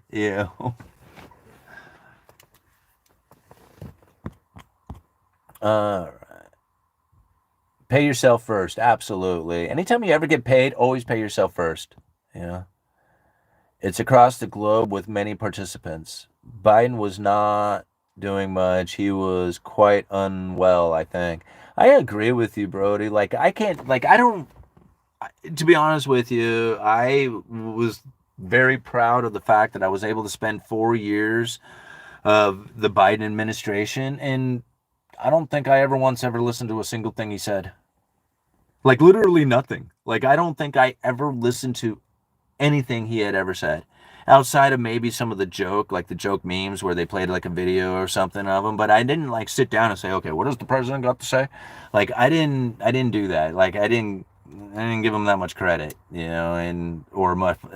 I had no respect for it, so it was like there was no way that I was going to take it for any kind of reality of the situation, because I just didn't believe all the stuff that the news media and the people were hyping up about it. It was just like, man, all these people who are claiming Biden is screwing up and causing this inflationary scenario are literally giving the power to the Fed. I cannot participate in this. All right. I tried explaining it, I tried saying it, and then I pushed away from it and I said, okay, that's it. You guys go and fight that battle. I'm going to pay attention to the monetary policy over here because you're totally feeding it to them, you know. I agree, Simon, but Canadians love Carney and don't realize how bad he is. How long does the Fed need the inflation for? How long does the Fed need the inflation for? That's interesting. How long does the Fed need inflation for? The Federal Reserve wants to be in a position in which that they can stimulate the economy if the unemployment was to rise, or if the inflationary scenario was to move away from what they feel is their target, which is a long-run goal of 2%. So if we think about inflation moving away from that long-run goal of 2%, meaning that if people's expectations of inflation became unanchored, then that would be a problem for the Federal Reserve. And if unemployment was to rise significantly, or layoffs were to be damaged, or weakening in jobs market, full employment. Like, I don't know how you want to describe the jobs market for the Federal Reserve, but ultimately, if unemployment was to rise significantly, then this would be a problem for the Federal Reserve. That's what the Federal Reserve looks at. It's a dual mandate. Now, how it is that they have positioned themselves to be able to deal with the dual mandate is the Fed's goal. Like, they want to be able to do something during a time of downturn in order to spark aggregate demand within the economy to get people hired, right? To get people the unemployment to come down. So if they are in a position in which that dropping interest rates is not an effective tool, then they were going to push for an idea to raise the inflation expectation so that the interest rates could then move up into a position in which that they could actually regain their ammo. I mean, this is what Ben Bernanke was talking about back in 2002, right? Deflation and how to prevent it from ever occurring here. Once the Fed funds rate hits the lower bound of zero, they have essentially run out of ammunition, and then they would have to switch to forward guidance in the belief that they are going to cause this money printer to destroy the dollar value in order to try and get this inflationary scenario to occur. So this is really where the Federal Reserve is positioned. Like, they are looking for inflation in order to save their monetary policy, because they were operating at the lower bound of zero. They were like, we want to be up there somewhere, not down here. How do we get up there? Inflation scenario. Inflation, just like in Wizard of Oz. Remember that? So this is how they were able to succeed in regaining their monetary policy, which is essentially an interest rate adjustment. If you're at the lower bound of zero, there's no interest rate adjustment. Not downward, you can go upward, but you can't go down. So if you have a problem with rising unemployment and you're at the lower bound of zero, that's a bad thing. That's a bad deal to be at. That's what the Fed was trying to solve. So, like, the inflation, like how much inflation, it's not a matter of how much inflation, it's where their position is in order to deal with a unemployment scenario or a rise of inflation that's beyond that of like achieving their long-term objective of a 2% goal. I don't know. Does all that kind of make sense? I know it's confusing. I don't know. I can explain it again. I don't know. We'll try it again tomorrow. I kind of say the same things over and over again. All right. When do we hear about the new consensus view? I don't know. I wish it should be happening anytime now. I mean, I look for it constantly, but I don't know when it's going to happen. They said this summer. Like, the summer's coming to an end soon. All right. Inflation is a monetary phenomenon not caused by supply chain disruptions, but by credit creation. I don't know, all-nighter. I'd say that lumber kind of proved that to be a little different, right? I mean, that was a supply chain disruption that I was able to call out, and not necessarily by the credit creation that that caused that. And here we are again, kind of facing another issue in which that lumber is going to start rising again. But I've been calling out like the supply chain breakdown of it for well over a year. So again, like, you know, the I mean, really, let's think about what is inflation. Inflation is the expansion of money and credit, and then prices are like the symptoms of it, right? So just because prices are moving, that's a symptom of the inflation. The inflation was the actual expansion of money and credit. Now, let's think about how it is that prices even move, because just because you had a bunch of expansion of money and credit doesn't necessarily mean that prices are going to move. And I think quantitative easing 1, 2, 3, and 4 kind of proved that, right? Where the Federal Reserve expanded the balance sheet of 850 billion to over 4.5 trillion, but yet didn't really get the inflationary scenario that they were looking for. So really what's causing prices to move up is money spending, money velocity, people buying things, right? And then causing a supply demand imbalance. Because once you have a supply demand imbalance, then you're going to have prices moving up. So just because you have a bunch of money doesn't mean you're going to have that money chasing goods and services, right? Quantitative easing 1, 2, 3, and 4. But then if you have a supply chain breakdown, a severing of the supply chain, hey, don't go to work, don't ship, don't distribute, don't manufacture, and then here's a bunch of money just going to start blasting that into the economy. Well, now all of a sudden you have a bunch of people consuming, and you have a supply that is not coming in to be replenished.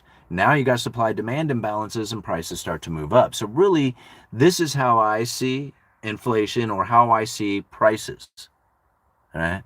Is that they're kind of two different things that are happening here. Can you have an expansion of money and credit without having prices move up? Absolutely. Quantitative easing 1, 2, 3, and 4, right? Can you have prices move up without necessarily the money printer? Well, yeah, you can have a supply chain breakdown, very much like we had within the lumber industry, which causes prices to rise and fall, even though we didn't have a dramatic drawback in the money, right? So lumber proved that it isn't necessarily the money printer that is causing prices to move up, or else lumber prices wouldn't have fallen down to their cheap level. Right? So money printer go burr doesn't necessarily mean prices go up, right? And prices can move regardless of where the money levels are. Understanding that when you print money and then inject that money into the system, or people have access to that money, or that money is lent into the system, and then it starts to chase the goods and services, creating the supply demand imbalances, that's where the prices get found. That's when the prices start to move. But just because you print up the money, people go, money printer go burr, prices go up. What else do you need to know? It's just like, how's the money chasing the goods and services? That's what I need to know. Right? But absolutely, right? So it's simple as that. Inflation is the expansion of money and credit. Pricing is the symptom of it.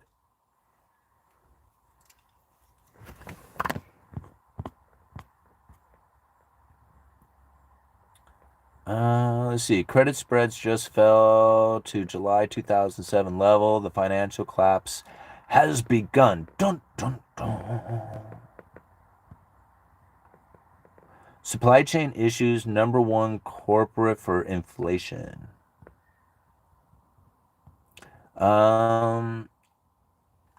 It's mostly just a narrative. Thanks much, Simon. Oh yeah, you bet.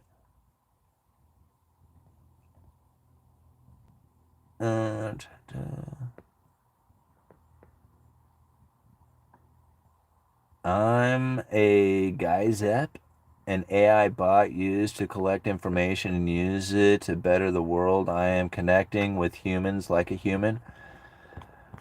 Oh, well, I don't know.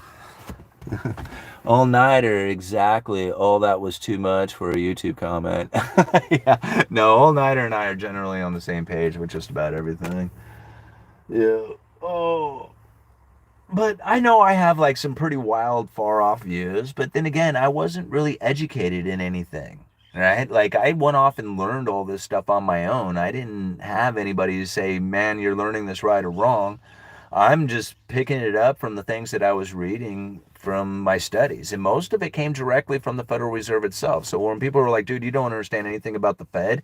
And I'm thinking, I don't know how that could be. I mean, everything I learned came directly from the Fed itself, so I don't think you know really anything about the Fed. Because everything that I've learned literally came directly from the Fed, right? Even the way that I feel that you can end the Fed came from how it is that the Federal Reserve is conducting themselves. And once I realized it, I was like, man, I almost believe that the conspiratorial mindset of end the Fed itself is literally what's giving the power to the Fed. Because when I think about how it is that you end the Fed, you really have to understand it from the point of view that I believe that I have taken on it, which is that they were begging, desperately needing an inflationary scenario. And every single time I heard money printer go burr, prices go up, I thought, man, that's exactly what they were looking for. Did they develop this mindset and push it out there? Are they the controlled opposition that put it out there? You know?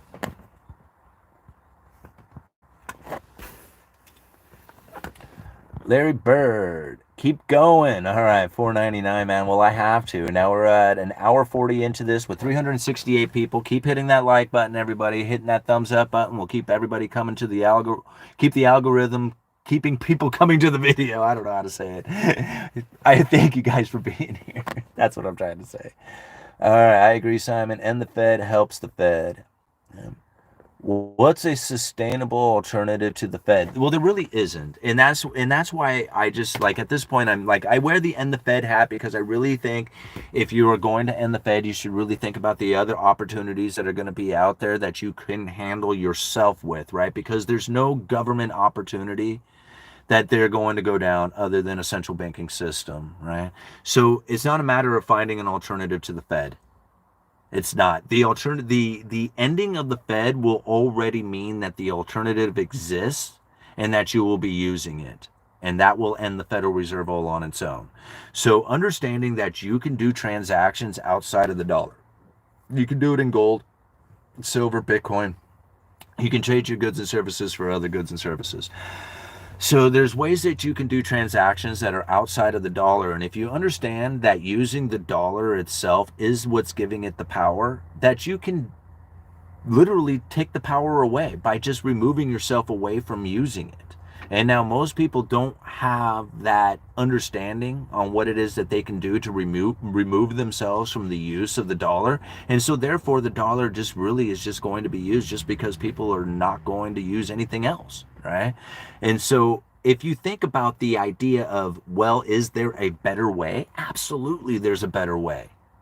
Our understanding of it is the better way. To know that we can do transactions in ways that are outside of their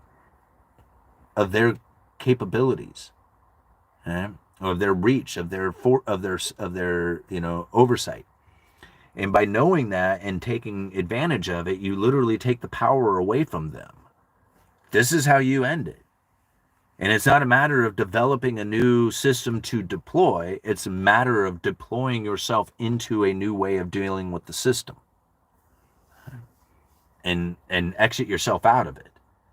If you start doing transactions like you think about it, I got a loan for this car, for this truck that I am in a private manner. Like hold on one second, guys, my battery's dying. Like I borrowed it from, a private lender. I didn't go to like a bank or anything. But I wanted to make sure that everybody remained whole, that he didn't have to trust me or have a contract that he would have to take to a court system or whatever to get his money back from me. Instead, I used silver as collateral. So essentially, I bought this truck using silver, right? But then I had to facilitate the rest of the trade, paying back the loan using dollars. Now, my understanding of the system really separates myself in all these different ways. Like most people don't look at it in the way that I do. Like I literally look at it differently. I use silver to buy the truck. Now I'm using dollars to pay back the loan that I used to buy the truck. I get my silver back by doing this. And so I know for a lot of people it might not, like they might not visualize it this way or give meaning to it this way. But to me, that's the way I saw it. Is that I can use other currencies to make this thing happen. I got Bitcoin currency, I got silver currencies, I got dollar currencies, I got my ability currencies, and all these are currencies in order to trade goods and services for other goods and services. Most people just see dollars.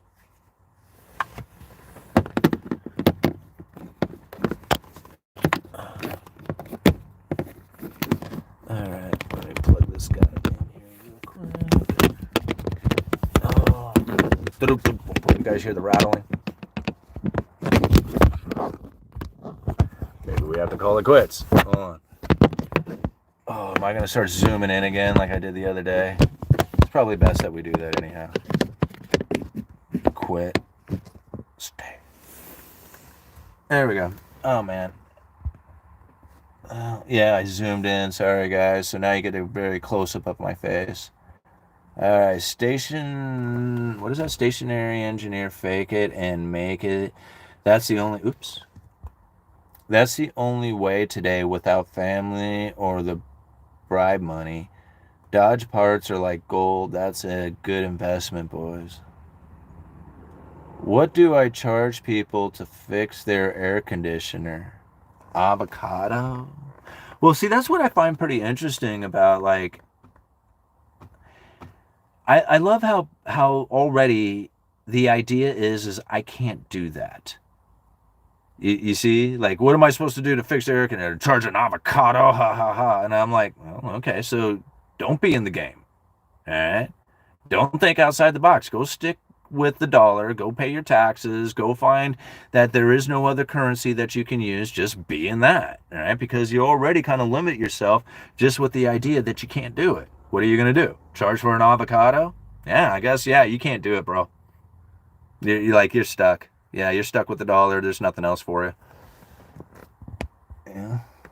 All right. Larry Bird, thank you for the $9.99, man. You guys are awesome. Thank you so much for all the support. Let me try and get a little bit more centered here.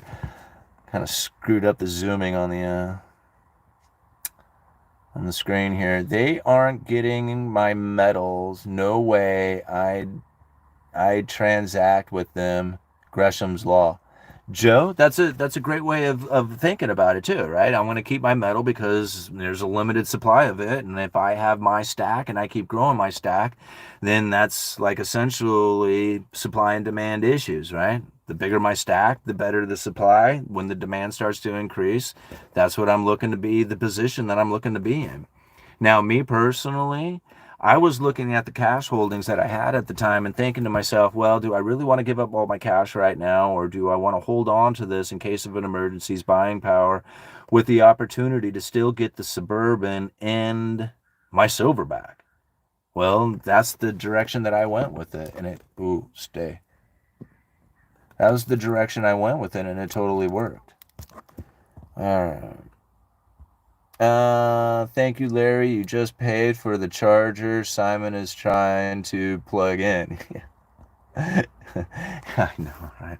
I am so low tech, and this is one of the reasons why I really don't I don't try to get techie or make the channel into something that it's really not. Like, in the car, old cell phone, old battery charger. This is the Uneducated Economist. This is the way it's always been. This is who I am. This is not faking it. This is really like me trying to set everything up here. It's funny, like the screen on my phone is all broken. I need a new phone. You don't need anything fancy to get out there and spread the information, right? You just need to get out there and do it. And be consistent at it and be real at it. But Simon, what percent, where's my glasses? What percentage of folks in the U.S. by yourself think like you? Most are just trying to survive, and any major shift in alternative financing is a way beyond their reasoning. Well, Ralph, let's think about this for a second, okay?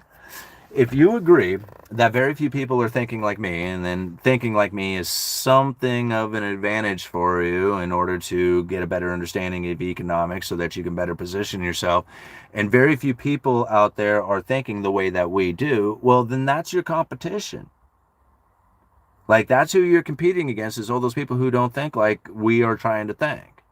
So if you are thinking in a fashion that's not like they are and is better for your personal economy, because that's the only economy you can deal with, is your own economy, well, then that's your competition. You don't really have that much competition. You just have to do better than they are. Right?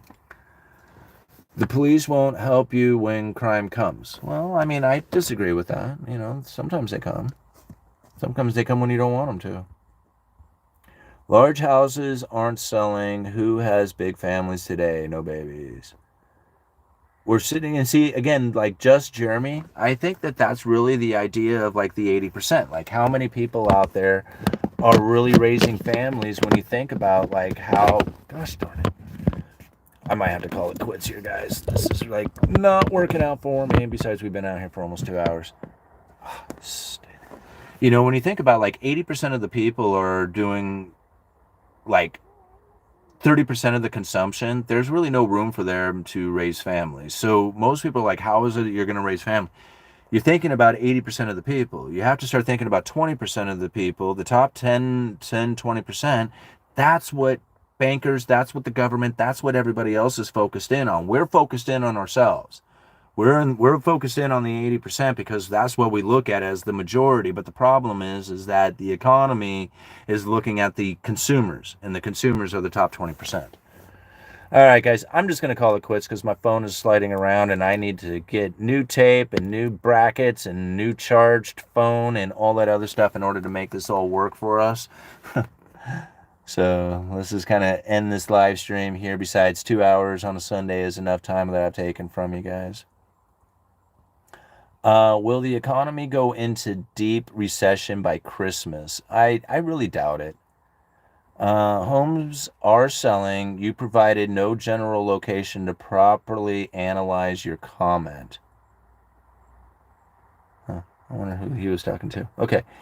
Amazon would pay their employees with Amazon bucks. You really want that? Well, no, but I really don't want dollars either. So what's the point of your question? All right. Like, I'm not sure what the point of the question is because I don't want to be paid in dollars either. I'd rather be paid in gold and silver, but that's me. It's me personally, and it's not like for everybody. So do I want to get paid in Amazon dollars? No, I don't really want to be paid in fiat dollars either. But if Amazon dollars can do what fiat dollars can do, then it really doesn't make any difference if I'm paid in Amazon dollars or fiat dollars or central bank digital currencies of any sort. They all kind of do the same thing, and if I know what to do with it, then it doesn't really matter, right? So if I'm going to take my Amazon dollars and turn it into something that can then be a return on my capital investments or something that's going to benefit me into the future, then that's what I'll do with it. But to me, it doesn't make any difference. Do I really want to be paid? No, what I really want to be paid in isn't an option either. So you guys are awesome. Thank you so much for being here. We'll set this up against tomorrow or maybe even later. I don't know. Maybe we'll come back and do bingo later. All right. Uneducated Economist. You guys let me know.